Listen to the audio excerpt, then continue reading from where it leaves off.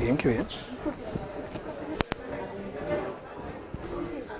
Yo me voy a quedar de pie, porque es un poco aburrido ver a alguien sentado.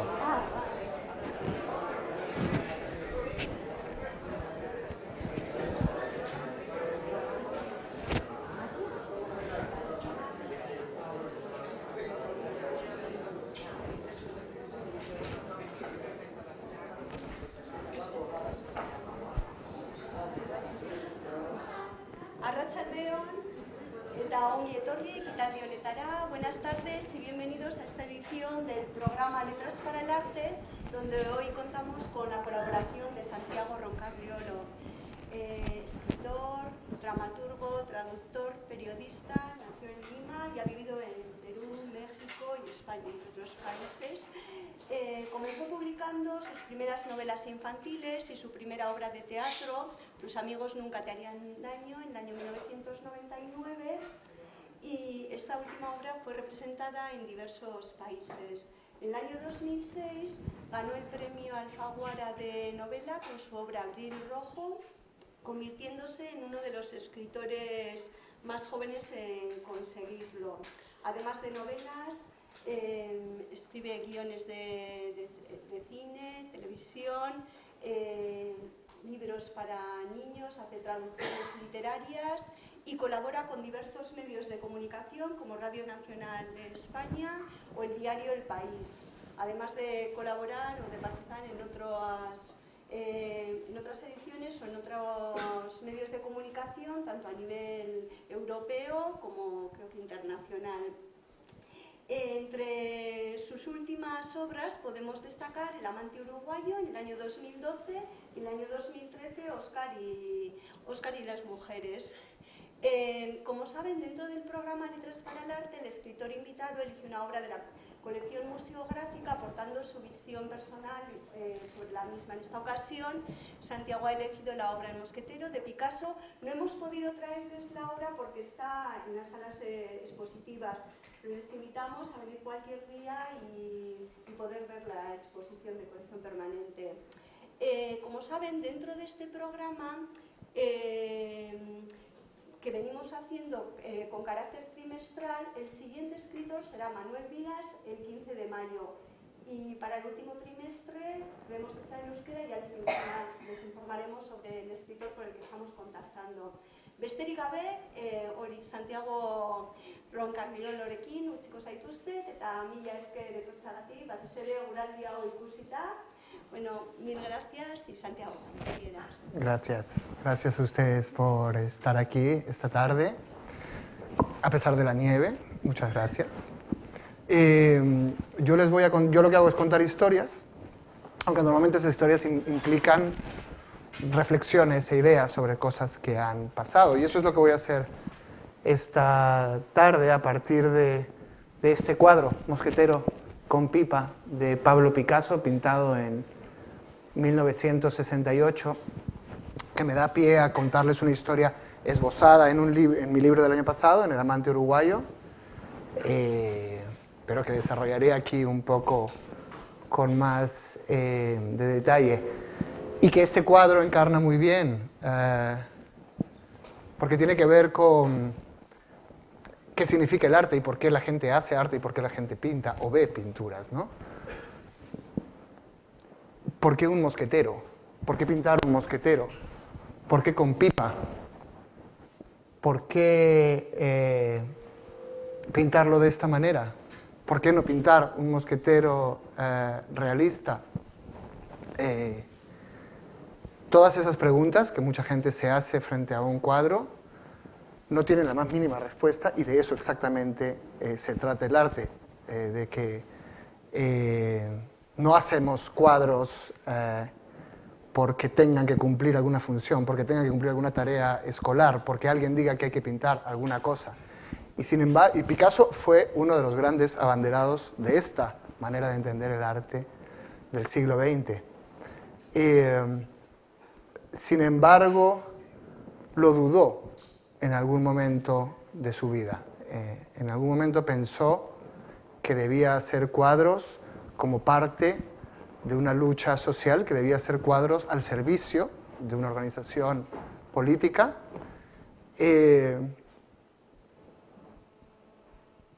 luego volvió a hacer esto. Lo que voy a contarles es cuál fue ese proceso de un punto al otro.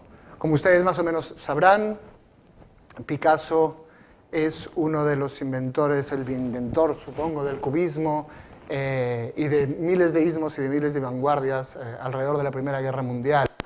Es el momento en que el arte de toda la pintura, las artes plásticas occidentales, están sometidas al influjo de la tecnología, al influjo de la guerra, de una historia universal, quiero decir, cada vez más vertiginosa, de la entrada de la fotografía y de la imagen tecnológicamente tomada, y empiezan a buscar nuevas maneras de hacer las cosas, ¿no?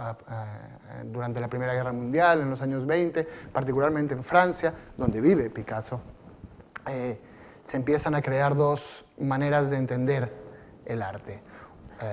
Una es la de los surrealistas, que vienen desde la escuela dadaísta, que dicen el arte es belleza por sí misma. Su idea es que uno pinta por crear algo bello, por hacer algo hermoso, sin que esto pretenda conseguir nada aparte de la obra misma. Pero paralelamente, las grandes presiones de la historia, el resurgimiento del fascismo, ya desde antes de la Primera Guerra Mundial, hacen que muchos artistas empiecen a decir no podemos ser indiferentes a todo lo que está pasando. No podemos encerrarnos en nuestro cuarto y pintar mosqueteros con pipa mientras el mundo explota a nuestro alrededor, mientras hay guerras y revoluciones y mientras la historia con mayúsculas está incendiando las calles de nuestro pequeño estudio donde estamos pintando cosas abstractas. Y de hecho Picasso es más bien de los primeros. Durante las primeras 3 décadas del siglo XX no hay nada en la obra de Picasso que sugiera algún tipo de filiación política. No hay nada que nos permita saber si es de izquierdas o es de derechas o qué piensa en particular de la vida política. Algunos de sus cuadros del periodo azul, del periodo rosa, quizás los han visto, muestran mendigos, gente pobre, pero tampoco se enmarcan dentro de lo que están haciendo los realistas socialistas y de lo que están haciendo los artistas que quieren hablar de política. Para empezar, en la escuela del realismo y en la escuela del arte comprometido, digamos, los pobres no aparecen lastimeros, no aparecen sumisos, no aparecen derrotados como aparecen en la obra de Picasso, ¿no? En el arte político los pobres aparecen líderes, llevando las luchas sociales, liderando las revoluciones, dignos, fuertes, en particular después del triunfo de la Revolución Rusa. Nada de esto ocurre en el arte de Picasso. En el arte de Picasso, cuando existe algún tema social, está retratado de una manera íntima, es sobre la melancolía, la tristeza, el dolor, no sobre la lucha. Esto empieza a tomar un curso muy definido cuando triunfa la Revolución Rusa. Hasta en los primeros años de la Revolución Rusa y hasta mientras está Lenin todavía, hasta la llegada de Stalin, el arte de vanguardia, el arte experimental, el arte abstracto se considera parte de los grandes desafíos contra la sociedad burguesa. Parte de lo que quieren los comunistas que han ganado esta revolución es un arte que rompa las convenciones de lo que ha sido el arte hasta entonces. Cuando llega Stalin, la consigna es: se acabaron las tonterías y los experimentitos y las cositas raras. Stalin decide librar la lucha contra la sociedad burguesa, digamos, en todos los frentes, y el cultural es uno de ellos. Si alguno de ustedes va a Moscú o ha ido a Moscú, hay una hermosa galería, bueno, interesante, Galería Tetriakov, que reúne el arte ruso del siglo XX, y uno nota cómo hay vanguardia en estas pinturas al principio del siglo XX, hay vanguardia, hay experimentación, hay cubismo, hay todo lo que hay en el arte de Europa Occidental. En cuanto entra Stalin, el arte se convierte en la foto del periódico. Hay salas enteras que suenan muy extrañas para alguien que está acostumbrado al arte de Europa Occidental. Las pinturas se titulan Stalin firmando un tratado internacional, y lo que representan es Stalin firmando un tratado internacional con sus lugartenientes, sus edecanes, el líder que tenía enfrente.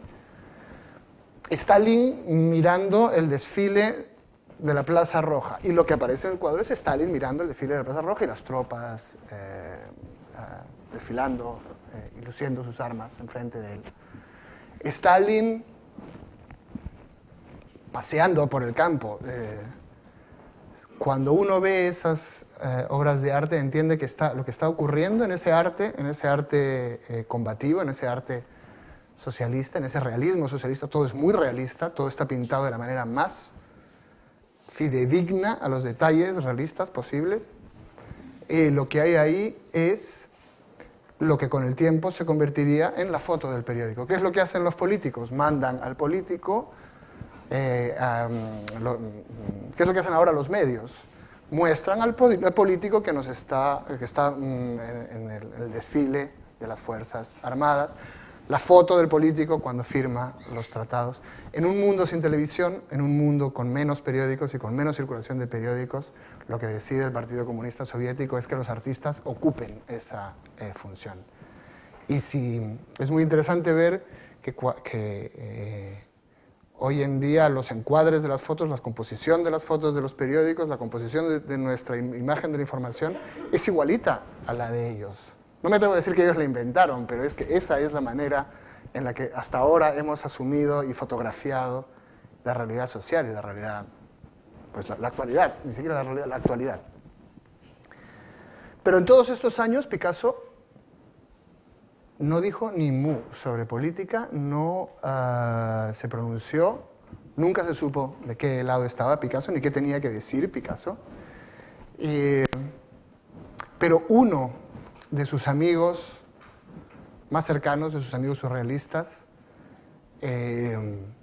Louis Aragon, fue abandonando el surrealismo para convertirse en un poeta surrealista francés muy importante. Fue abandonando el surrealismo para convertirse en un buque insignia del arte socialista. Sus poemas leídos hoy parecen propaganda también. Bueno, son propaganda, esa es la idea, eso es lo que él quiere. Usan algunos recursos del surrealismo, como no poner puntos, como jugar con la gramática, pero uno de sus poemas se llama Fuego, y básicamente lo que hace es decir a quién hay que dispararle de los líderes socialdemócratas, con sus nombres, Brossard, Deat, está diciendo a quién hay que dispararle y a quién hay que matar cuando triunfe la revolución. Cuando Louis Aragon escribe este poema, la policía lo acusa de incitación a la violencia y anarquismo. Otra cosa que ahora suena extraña, ¿no? La policía ya no lee poemas. Puedes poner lo que quieras en un poema, a nadie le importa lo que pongas en tu poema. Pero en ese momento, los poemas, cuesta pensarlo desde la perspectiva de hoy, la poesía siempre fue el arte más subversivo. Por ejemplo, el primer arte en el que se habla de los homosexuales no como una enfermedad, ni como un virus, ni como una desviación, sino como una sensibilidad, es Walt Whitman, en el siglo XIX en los Estados Unidos. A Whitman lo echan del trabajo, le retiran los libros de las librerías, le prohíben trabajar en según qué cosas, su editor jura que no lo volverá a publicar nunca más, y ahora todos los poetas quisieran tener un poquito de la notoriedad que tuvo Whitman cuando hizo todo esto, y esto se convirtió en un incendio, ¿no? La poesía siempre fue el primer sitio en el que aparecían las ideas de vanguardia, en el que rugían las nuevas ideas y las nuevas sensibilidades. Y, por supuesto, fue uno de los primeros sitios en los que la idea de hacer arte con un fin político tomó cuerpo. Y Louis Aragon fue de los más importantes en esta década. Y Picasso firma un manifiesto en los años 30 para defender a Louis Aragon de las acusaciones de anarquismo y de incitación a la violencia. Es el segundo, porque he leído que es el segundo, pero no he podido encontrar el primero manifiesto que firma Picasso sobre un tema político, y lo hace porque hay un amigo involucrado. Durante esos primeros años de los 30, Picasso es más un amigo de Louis Aragon y de otros comunistas y realistas, socialistas, más que un verdadero convencido. En realidad él sigue pintando cosas que no tienen nada que ver con la realidad social, no hace grandes declaraciones políticas y más bien constantemente dice en las entrevistas que lo que le gusta de Francia es que se puede dedicar al arte por el arte. Eso es lo que él admira de Francia y esa es la razón por la que vive en Francia, porque un pintor puede ser un pintor entregado a su obra, que pinta mosqueteros con pipa y al que nadie lo fastidia. Solamente tiene que hacerlo bien. Las cosas cambian, sin embargo,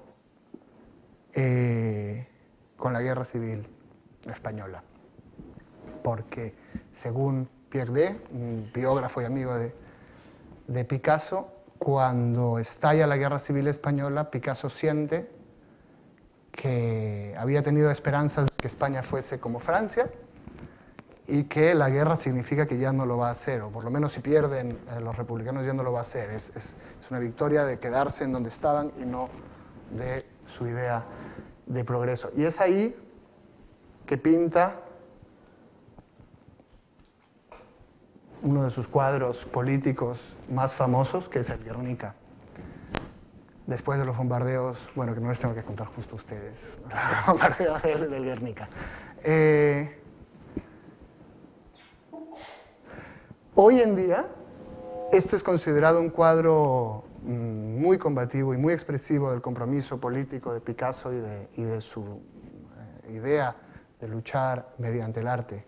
Pero el Partido Comunista, el partido en que militaban sus amigos como Louis Aragon y entre otros, consideró que este cuadro era, en el mejor de los casos, aburrido. Uno de los críticos de los medios comunistas de Francia dice que esto es el sueño de un brahman burgués, que lo único que ve en la guerra es que a lo mejor ya no puede dedicarse a estar sentado en su cuarto pintando. Y eso es lo que le preocupa de la guerra, ¿no? Otros lamentan que esto no sea un llamado a las armas y a la revolución, sino una cosa que ni se entiende. El caballo, el toro, el foco reventando, los cadáveres despedazados, los cuerpos despedazados, los cuerpos vociferando y gritando. Esta mujer con un niño en brazos que grita. No hablan directamente de los bombardeos de Guernica. Ni siquiera hablan directamente de la guerra. No hay nada ahí que nos diga que hay una guerra.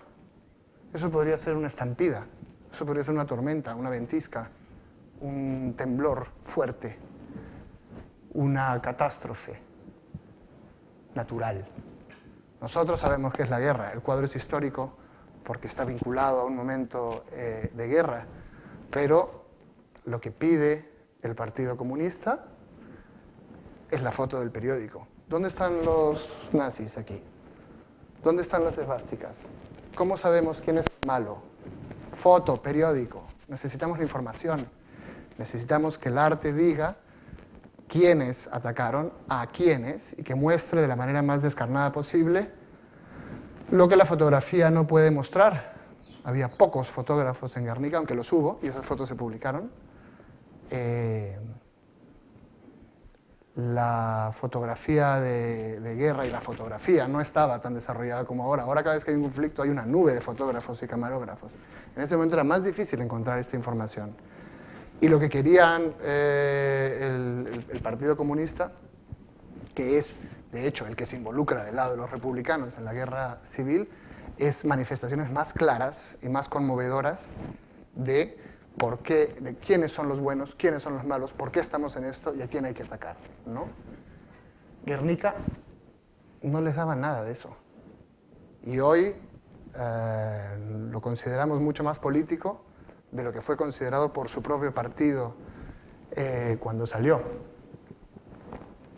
Nada de esto en realidad afectaba especialmente a Pablo Picasso, pero vino algo más que siguió arrastrándolo hacia el compromiso político. La Guerra Mundial. Picasso vivía en Francia y cuando estalla la Guerra Mundial y los alemanes ocupan París, Picasso no se va. Se va a Breton, se van muchos de sus amigos, se va a Breton, se van muchos de los surrealistas. Picasso se queda. En las varias biografías que he leído, no hay una razón explícita, ni él nunca dejó clarísimo por qué se quedaba en París. Compromiso con París, miedo a los aviones, no iba a tomar un avión para irse a Estados Unidos. Estaba contento con Dora Maar, y Dora Maar no se iba a ir. Digamos, los distintos biógrafos van saltando de una razón a otra. Pero el caso es que él se queda. Se queda en una ciudad donde no puede exponer, donde es considerado una muestra del peor arte posible. Los nazis, recordemos, los nazis habían agrupado años antes en una exposición lo que ellos llamaban arte degenerado, que es todas las vanguardias, el expresionismo alemán, Picasso, muchísimos de los grandes artistas de ese tiempo. 3 obras de Picasso fueron reunidas en una gran sala. Algunas fueron expuestas de cabeza, otras fueron expuestas con mofas, con burlas en vez de leyendas, para mostrar esta decadencia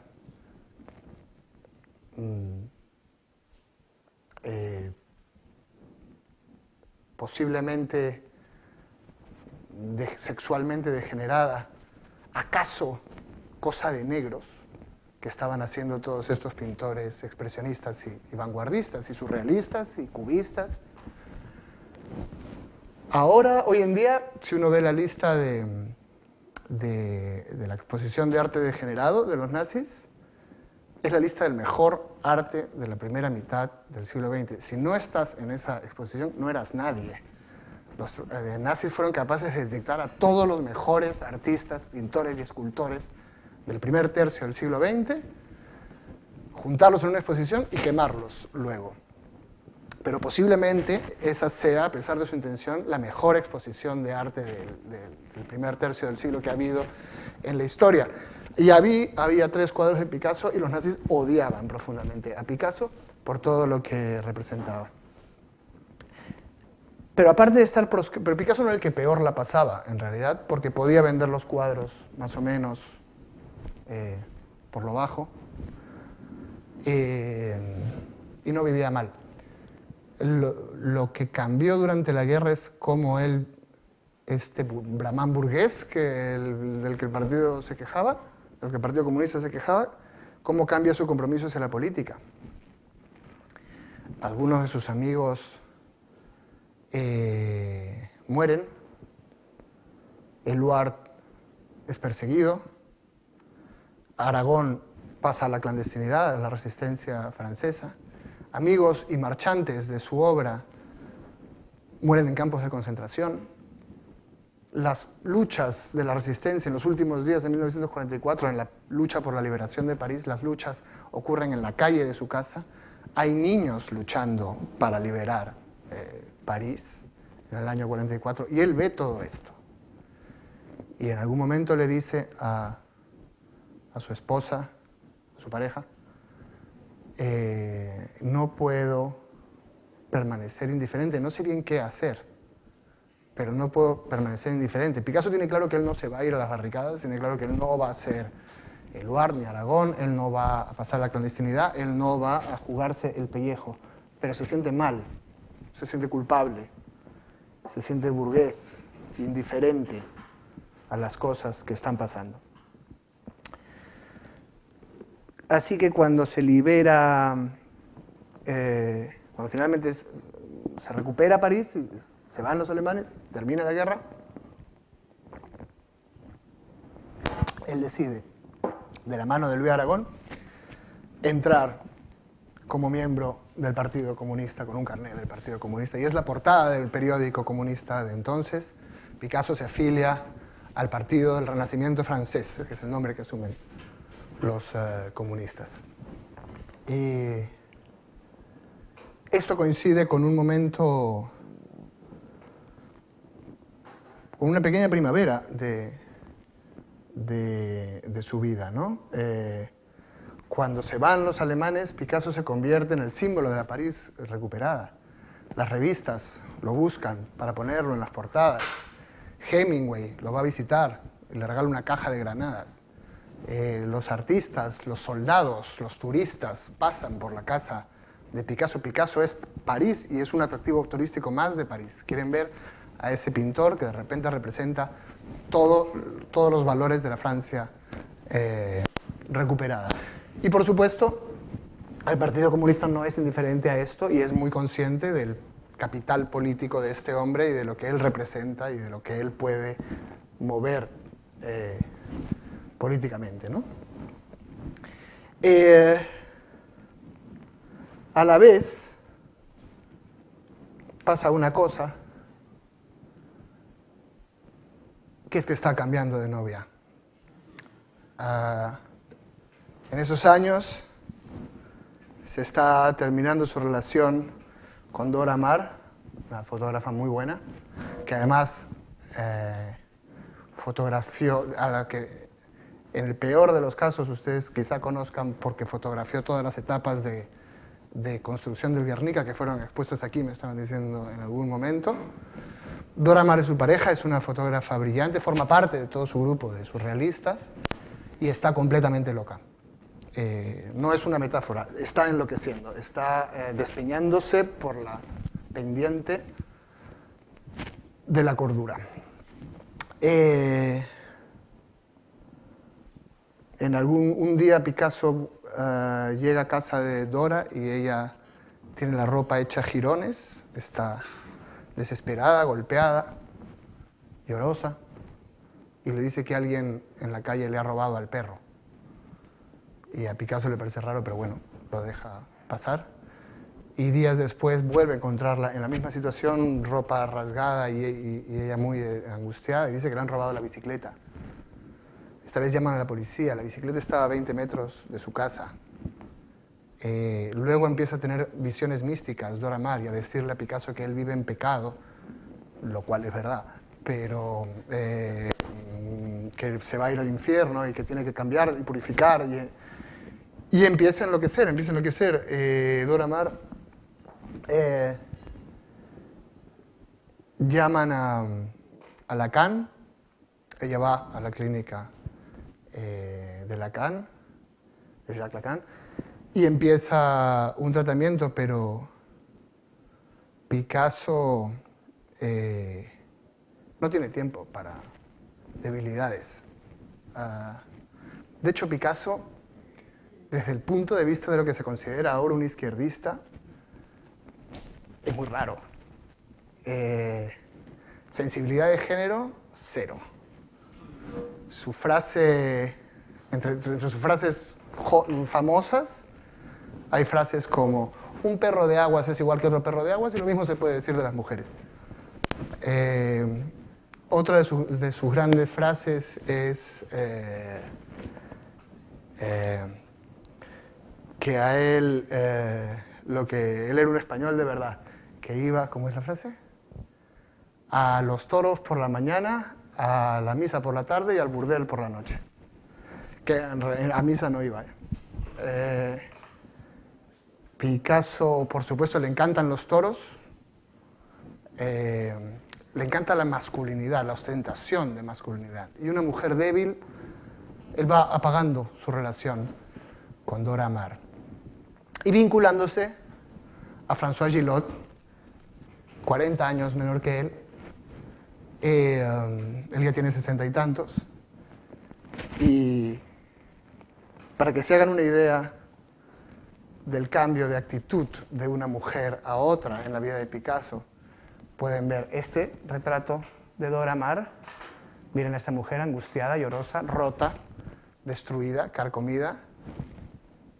Este es François Gillot. Los pechos grandes, el pelo al viento, la alegría, el campo. Este es su retrato de esta primavera que está viviendo con François Gillot. Primavera que le cuesta un poco, porque François, que ha visto cómo ha tratado él a Dora Maar, no quiere irse a vivir con Picasso. Y Picasso, con su sensibilidad y delicadeza habitual, decide llevarla a la casa de Dora Maar para que Dora Maar le diga enfrente de François Gillot que ya no tienen nada, después de abandonar a Dora Maar. La escena es un escándalo. Dora Maar le grita a Picasso que él no sabe querer y no lo va a saber nunca. Picasso responde que tú qué sabes de querer. Todo acaba en un griterío general. François Gillot sale llorando. Picasso le dice que todo lo ha hecho por ella y que ahora ella se está quejando, está a punto de tirarla al río. Inexplicablemente, un año después, ella se muda con Picasso. Y empieza esta breve, esto que Picasso considera que es una primavera al principio, que es la segunda mitad de los 40, en la cual tiene una mujer nueva y preciosa, y una posición nueva y espectacular en Francia, y un carnet del Partido Comunista. Lo primero que le va a dar problemas es el Partido Comunista.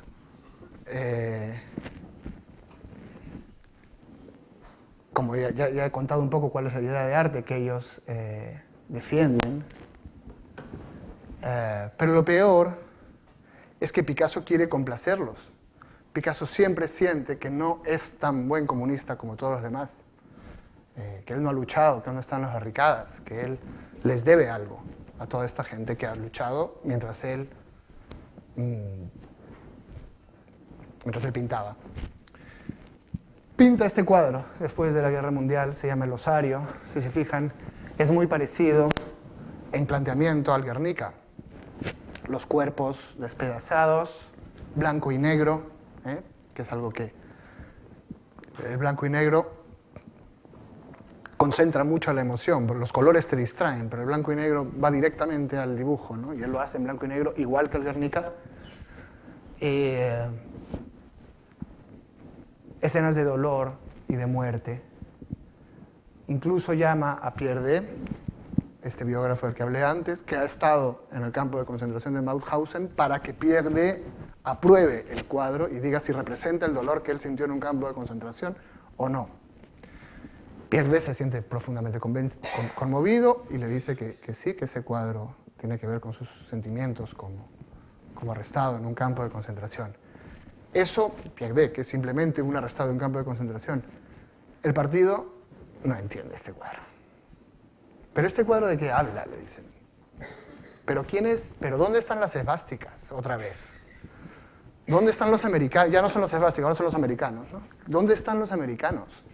¿Cómo sabemos quiénes aquí son los capitalistas y quiénes son los comunistas? ¿Dónde está Stalin? ¿Dónde está quien sea que haya? Son muy abstractos. Estos cuadros no sirven a la causa del proletariado. Estos cuadros no muestran a las masas de trabajadores liderando la revolución, o a Stalin iluminándolos, o a, bueno, nada de eso. Picasso la pasa muy mal con los comunistas, que además, según las memorias de François Gillot, iban a su casa a decirle esto mientras no paraban de hartarse de vino y comer carne como no podían comer en público, porque los comunistas no podían hacer esto en público. Si bebían champán, sus votantes se quejaban. Si iban en coche oficial en vez de bicicleta, sus opositores los destrozaban. Entonces, cada vez que veían que no había cámaras, por lo visto se ponían a beber y a comer como desesperados. Y una frase que recuerda François Gillot de los líderes comunistas de Francia es: Picasso dice que sus amigos comunistas deberían preocuparse menos por el capitalismo y más por el estado de sus arterias, que los va a matar antes. Pero quiere complacerlos. Quiere complacerlos. Empieza a hacer cerámicas, porque es un arte popular, es un arte hecho con las manos, es algo que suena a algo que podría complacer al partido. Y a la vez, al partido le interesa Picasso, o sea, le conviene Picasso. Louis Aragon, que es su principal valedor y amigo, hace todo tipo de malabares retóricos para defender que Picasso es un realista a su manera. Y trata de convencer al partido de que en el fondo, esto es realismo socialista. Aragón tenía suficiente labia para poder defender eso, aunque no convencía mucho a nadie. Y el partido empieza a apoyar más a Fougeron, que es un artista que seguramente ustedes no saben quién es y casi nadie sabe quién es, pero que era muy importante para el partido en ese momento y es el gran rival de Picasso dentro de los pintores comunistas. La primera gran exposición que hace Picasso después de la guerra es en el Salón de Otoño, que es una fecha muy importante. Todos los militantes del partido van porque esperan ver la gran denuncia sobre la guerra de Picasso, y lo que hay ahí es un bodegón con una calavera de toro, un retrato de Dora Maar retorcida, este tipo de pintura, que ya es un escándalo y que, es más, los propios miembros del partido lo consideran una traición y una falta de respeto hacia los muertos, hacia los caídos, hacia la memoria de la guerra, ¿no? Y así va su relación dando tumbos. En el año 49 invitan a Picasso a hablar en un congreso del Movimiento por la Paz en Breslau, una zona que había sido muy destruida por la guerra. Picasso por primera vez toma un avión, no lo había tomado para irse de la París ocupada, pero para ir a complacer al partido toma un avión hasta Breslau con sus cerámicas y llega a este sitio para escuchar a todos los intelectuales del Partido Comunista Soviético decir que él era un burgués formalista, que él era un mal artista, que él y Jean-Paul Sartre y otros artistas que estaban como en la mira no representaban lo que debía representar un artista, ¿no? Pero se queda, aguanta. Uno de los testimonios dice que llora, porque no entiende para qué lo han invitado, pero se queda ahí y él sigue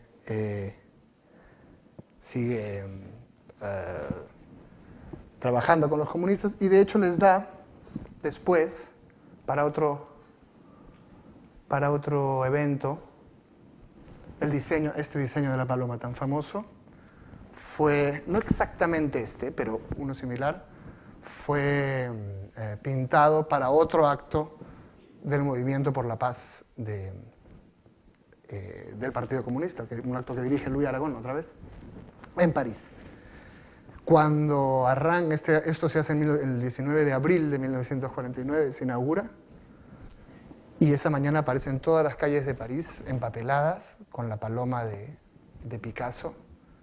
Picasso está como un niño, es feliz de sentirse importante, de sentir que el partido ahora sí lo aprecia, de sentir que su paloma es el símbolo de la paz y del partido.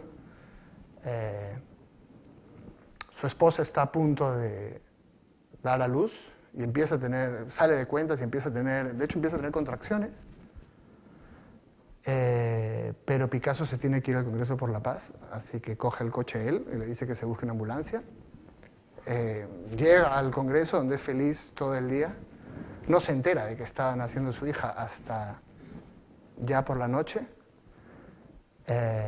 Y cuando llama al hospital a François Gillot, que acaba de dar a luz, le dice: bueno, ¿qué ha sido? Niña. Niña, qué bien, le vamos a poner paloma.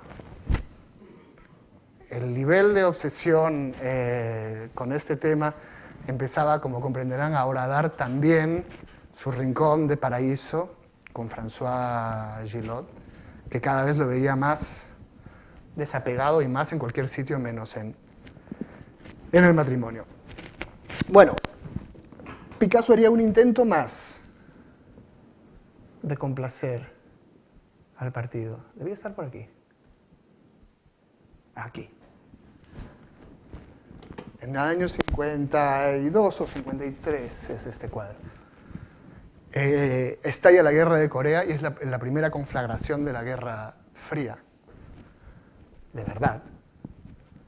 Y por supuesto hay que decir algo, por supuesto hay que hablar de la invasión de los americanos a Corea, del ataque brutal, del aplastamiento del imperialismo contra un pueblo indefenso. Picasso trata de hacer lo más panfletario que se le puede ocurrir y pinta esto que en realidad no es, o sea, lo que hace es ponerle un título, Masacre en Corea, que es su máximo esfuerzo porque se note de que está hablando de Corea.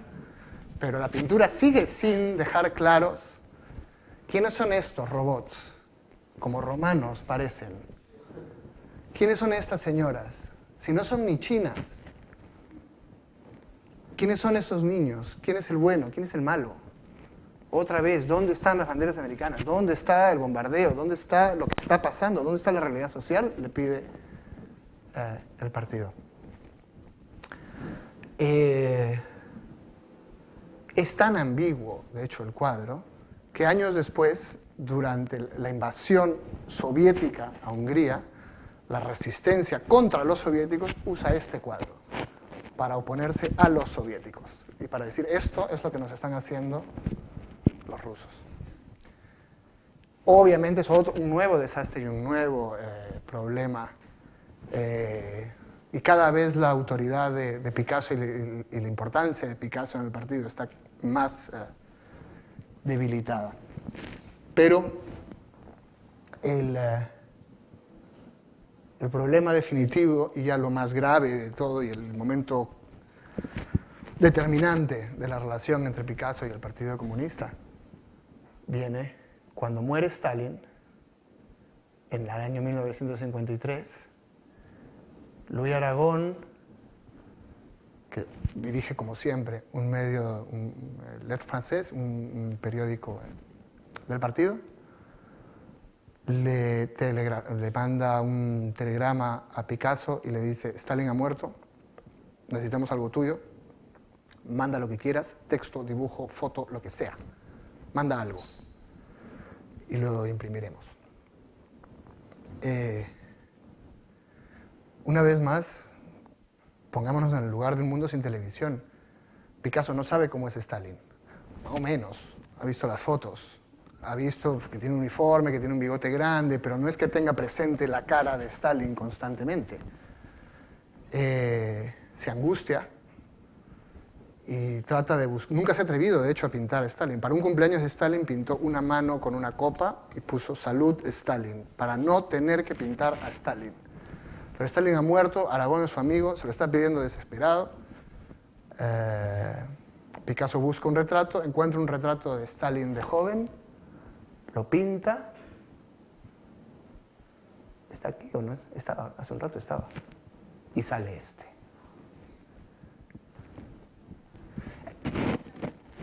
A mí no me parece que tenga nada de malo, o sea, básicamente es Stalin. Pero en el Partido Comunista fue un gran escándalo. Dijeron que estaba pintado como un jovencito, que Stalin era el padre de todos y el patriarca de todo el partido y que lo estaban pintando como un adolescente imberbe, que era una falta de respeto a él y a la lucha de todos los camaradas. El escándalo fue tanto que obligaron a Luis Aragón a publicar su autocrítica por haber publicado esta caricatura del camarada Picasso. Aragón publica su autocrítica, se arrepiente públicamente. Además, su revista es obligada por el partido a publicar todas las cartas en contra de esta caricatura de todos los camaradas. Todo lo que enviasen criticando a esta publicación, L'Être Français debía publicarlo. Aragón publica su autocrítica lamenta lo que ha ocurrido y además añade que de haber sabido, que él no siempre está de acuerdo con las cosas que hace Picasso, aunque sean amigos, y que de haber sabido que esta iba a ser la reacción, nunca habría publicado lo que Picasso le dio, que fue un error y que esta falta de respeto él no debió dejarla pasar. Picasso se pone furioso. Piegde, que es el asistente de Aragón, va a su casa de Boloria a tratar de calmarlo y reproduce una diatriba que suelta Picasso y que le dice: ¿qué pasa si pinto a Stalin estilo Cranach, realista, con todas sus verrugas, su papada, sus arrugas? ¿Qué me van a decir? Que estoy envejeciendo a Stalin, que estoy envejeciendo al maestro, que lo estoy pintando como un viejo decrépito. ¿Qué pasa si lo pinto con ropa? Me van a decir que esa ropa no es la que tiene que ser. Entonces lo pinto desnudo, me van a decir que es un depravado. ¿De qué tamaño se la hago si le hago una escultura de Stalin? Si la hago muy grande, me van a decir que es un sátiro. Si la hago muy pequeña, me van a decir que es impotente. ¿Qué quieren los comunistas? ¿Cómo cuernos quieren que pinte lo que sea? Y este Picasso desesperado no rompe los vínculos con el Partido Comunista, pero se distancia a partir de ese momento. Hasta el final de sus días era militante, él siente que se lo debe al partido, él respeta demasiado al partido y a lo que significa, y tiene un acto de generosidad, porque yo y la mayor parte de gente que conozco habría montado un escándalo, pero él tiene un acto de dignidad en decir: esto es más importante que yo y que mi vida, y por lo tanto no, de hecho ni siquiera hace declaraciones públicas mientras Louis Aragón está haciendo la autocrítica y diciendo esta. Picasso no hace ninguna declaración pública, trata de llevarlo todo con discreción, pero se distancia, decide que ya no va a tratar de dedicar su vida y menos su obra, que para él es lo más importante de su vida, a este partido. Muere con el carnet del Partido Comunista, hasta el último día de su vida es un militante, pero se separa. En cambio, se separa un poco del Partido Comunista. De François Gillot sí se va a separar muy rápido, en realidad. Esa relación termina por esos mismos años y Picasso continúa alimentando a sus 60 y tantos y a sus 70 y tantos la fama de voraz mujeriego que tuvo durante toda su vida. Pero lo que demuestra para mí pequeño interregno, ¿no?, entre el final de la Guerra Mundial y su enfriamiento de relaciones con el Partido Comunista, este paso del paraíso que era su reconocimiento público como comunista en el año 46 al infierno que es en el año 53 la muerte de Stalin y el repudio del partido. Lo que demuestra todo esto es cómo Picasso no podía evitar ser un genio aunque lo intentase. Trataba de hacerlo tan mal como se lo pedían. Realmente intentaba ser el pintor que el partido quería, ser un pintor informativo, ser un pintor que cumpla la función que cumplían los carteles callejeros, ¿no?, que eran, hasta la llegada de la televisión, el principal medio de comunicación de masas. Trataba de hacer una obra que le permitiese complacer a este partido al que respetaba y al que le daba tanto valor. Y sin embargo no podía dejar de hacer cuadros como estos que hemos estado viendo. No podía dejar de hacer cuadros que nos hablan, como no de la noticia de la guerra en Corea, sino de la guerra, de la barbarie, del horror. Los húngaros lo usaron para la invasión soviética. Picasso pretendía que fuese un cuadro sobre la invasión de Corea. En general es un cuadro sobre el abuso, sobre la fuerza bruta contra la inocencia y la delicadeza.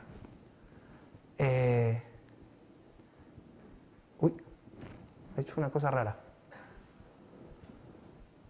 Bueno, cuadros como el Guernica.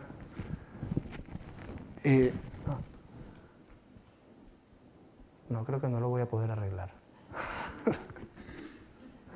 Cuadros como el Guernica o como el Osario son cuadros no solamente sobre el bombardeo de Guernica o sobre lo que haya pasado en la guerra mundial, son cuadros sobre la atrocidad, sobre la violencia, sobre el abuso, sobre cosas que van mucho más allá de lo que puede contarnos un periódico, de lo que puede decirnos la foto del periódico que quería el estalinismo, ¿no?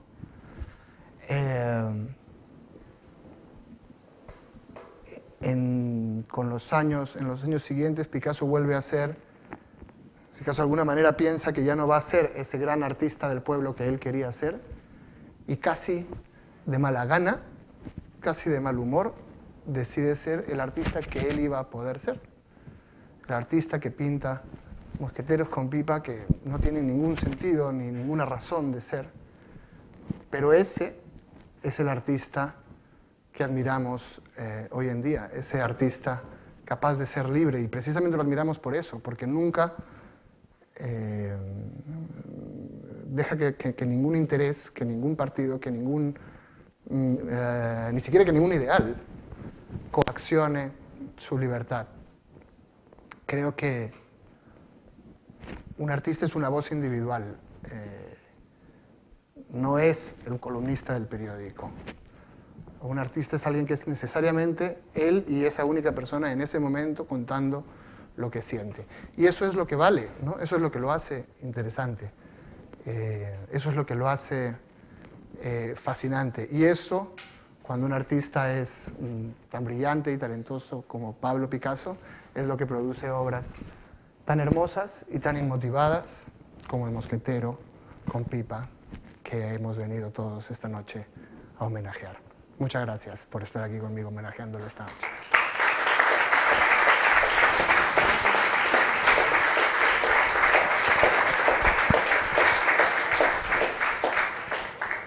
Supongo que tenemos un rato para conversar, para preguntar, para... Si hay algún comunista entre ustedes, quiero especificar que me refiero al estalinismo. Pero podemos conversar de lo que ustedes quieran. Si tienen alguna pregunta, también estaré encantado de responderla. Sí. En un momento hablaste de las exposiciones que ponían los cuadros en la mesa. Arte degenerado, sí. Igual no viene mucho al caso mi pregunta, pero me sorprende, es decir, cómo conseguían eso. ¿El artista en algún momento dado pierde la propiedad sobre su obra y es enteramente del museo? ¿O lo permiten aras de estar ahí en el lago y ser famoso? ¿Cómo se consigue eso? Bueno, eran nazis, no pedían muchos permisos. Tenían todo el poder, ¿no? Muchas colecciones, muchos venían de colecciones de judíos que se habían ido y se quedaron con sus pinturas. Los artistas no estaban nada contentos de aparecer allí, o sea, es una exposición insultante para molestarlos y para provocarlos. No estoy muy seguro del origen, es una buena pregunta, el origen de todas las piezas, pero sospecho que o vienen de fondos públicos, que el partido nazi controla porque tiene el poder, o vienen de colecciones privadas de judíos que han tenido que huir, ¿no? Lo más probable es que vengan de ahí. No creo que ningún artista haya donado su obra para esta exposición. Sí, sí. Sí, sí, no, además luego las quemaron. Bueno, quemaron algunas, vendieron las demás. Tampoco eran tontos, sí. Vendieron en Suiza mucho. Suiza, uno de los grandes negocios que se ha descubierto con el tiempo de su neutralidad es que pasaba todo el mercado negro de los alemanes, ¿no? Sí. Yo seguramente estoy equivocada, pero a mí me parece que el Partido Comunista Picasso se la traía al pairo totalmente. O sea, ¿Picasso al partido o el partido a Picasso? El partido a Picasso, o sea, el partido muy interesado en Picasso, pero a Picasso lo mismo que no estuvo interesado ni en las mujeres ni en sus hijos, iba a la suya, el Partido Comunista Y lo de ser comunistas al final, yo creo que fue pues una extravagancia, como el de querer ser español hasta el final, sin ir nunca a vivir a España, que lo podía haber hecho con todos los honores. Él era así. Era un artista que se dedicaba a hacer lo que él quería hacer, y si no les no fue tan complaciente, fue porque no le interesó hacer ese cuadro de los fusilamientos, más bien de la Moncloa, de donde sea, que son universales, que vale para que se le va a poner aquí Felipe I y aquí su tía, a que nadie se equivoque. Él estaba en otra, y yo creo que, no sé, seguramente estoy equivocada, pero me va a mí que lo del Partido Comunista les daba aquello porque era aquello lo que él quería darles. Y si les parecía bien, y como que pocos disgustos se llevaba Picasso por... No, pero bueno, digamos, según los biógrafos, según François Gillot, Pierre, los biógrafos que yo consulté para la historia, lo pasaba mal, según dicen sus amigos. Es probable, si ya en la cabeza de la gente yo no tengo, no puedo entrar.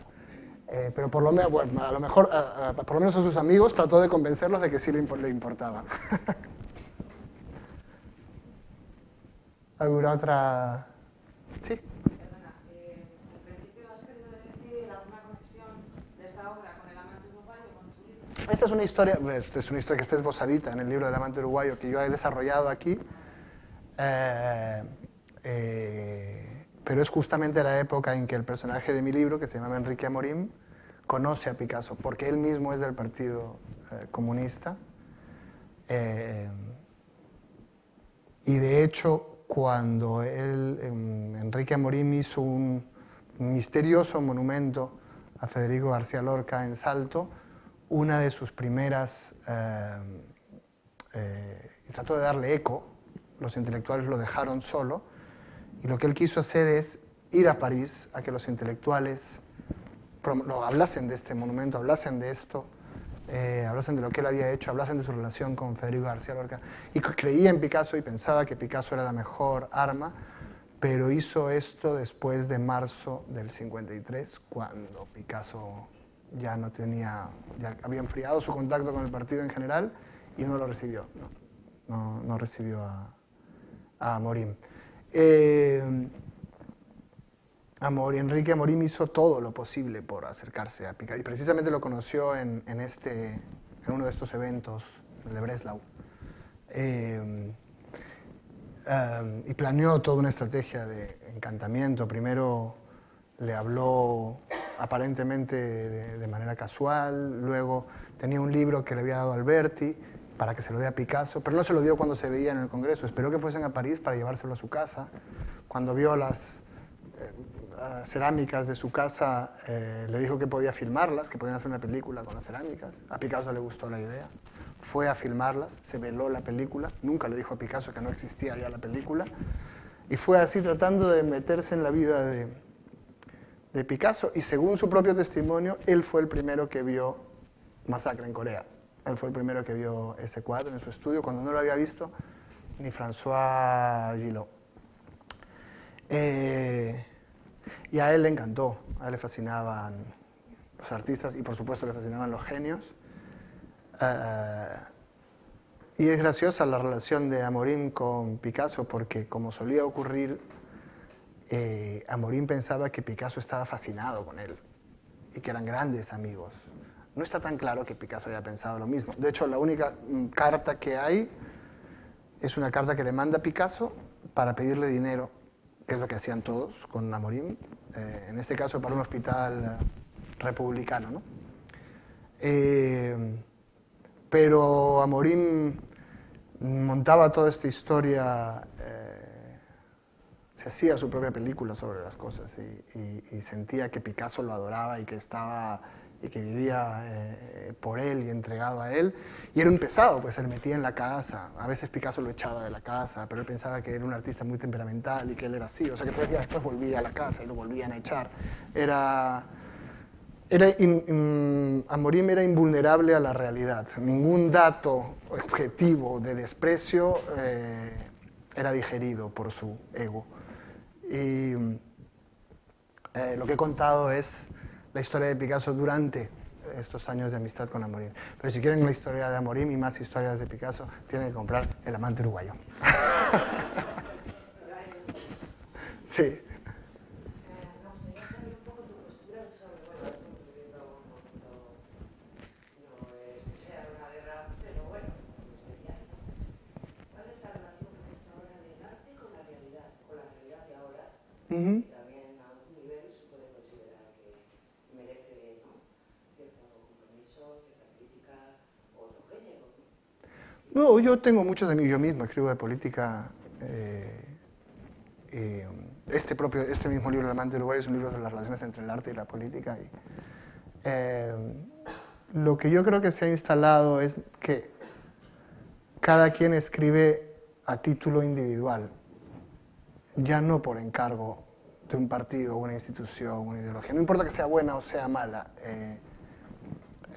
Cuando yo he aprendido a sentirme cómodo, y hablo de esto con muchos escritores, que son los que más directamente tocan temas, ¿no?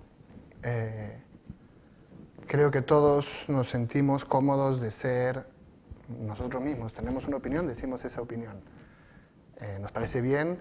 Nos parece que opinar no es algo de artistas, es algo de ciudadanos. Si vives aquí y te preocupa lo que está pasando, tienes derecho y votas y pagas impuestos, tienes derecho a hablar. Y si eres alguien que se dedica a escribir, es posible que puedas expresarlo con claridad y por lo tanto es útil. Pero, por ejemplo, y sobre todo en la gente de mi generación, yo mismo, y creo que todos mis amigos, ninguno de nosotros quiere estar muy vinculados a ningún partido. Ni repetir consignas de nadie, y además no nos parece que seríamos muy útiles. Y después de esta historia, menos me parece que sería muy útil trabajando por encargo de un partido o institución. Porque precisamente ellos ya tienen quien hable por ellos. Los que no tienen quien hable por ellos somos nosotros, los que no formamos parte de ninguna facción en combate. Somos los que podemos dar opiniones, pues, más independientes, ¿no? Opiniones de los partidos ya lo sabemos todas. No necesitamos que venga ningún artista a repetirnos lo que nos está diciendo un político en su conferencia de prensa. Sí. El cuadro El Rosario, pusiste ahí, aparecen unos símbolos chinos o japoneses. El rosario, no, creo que es, a ver, el rosario. Creo que es la marca de la foto, ¿eh? Sí, no, estas fotos tienen una marca para no estamos autorizados a usarlas sin derechos. Entonces, si las usas, pones la fuente, ¿no? Sí, no fue Picasso el que puso eso ahí. Sí.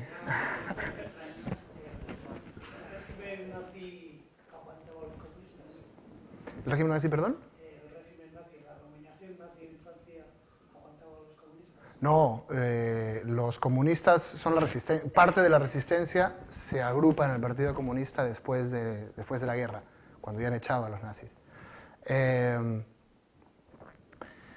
Los comunistas había muchas facciones, sobre todo anarquistas y trotskistas y bueno, todos estos ismos de la izquierda, pero los comunistas eran los únicos que realmente estaban organizados, que tenían gobiernos que los respaldaban y que podían ser,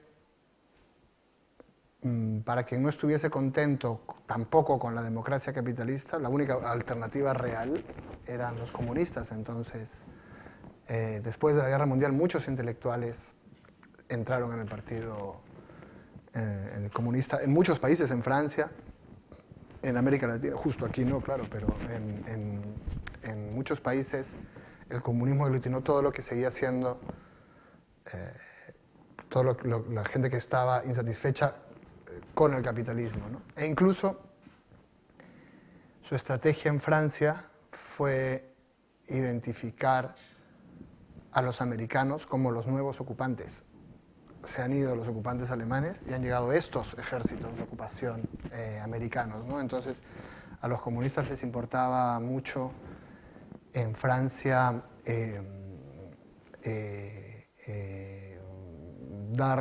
promover la idea de que nada había cambiado realmente, de que seguían ocupados por un régimen extranjero, opresivo, y que imponía un sistema ajeno. Y el nombre que ellos asumen en un principio ni siquiera es el nombre del Partido Comunista, sino por lo menos hasta el 46, que es cuando aparece este titular de Picasso, es el Partido del Renacimiento francés, porque así aglutinan a toda la resistencia.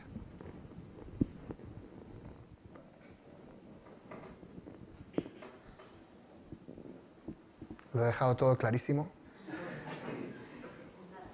Bueno, les agradezco mucho que hayan estado, espero que se lo hayan pasado bien, espero que les hayan gustado las pinturas, espero que no pinten ustedes al servicio de ningún partido político y espero que nos volvamos a ver. Muchas gracias, buenas noches.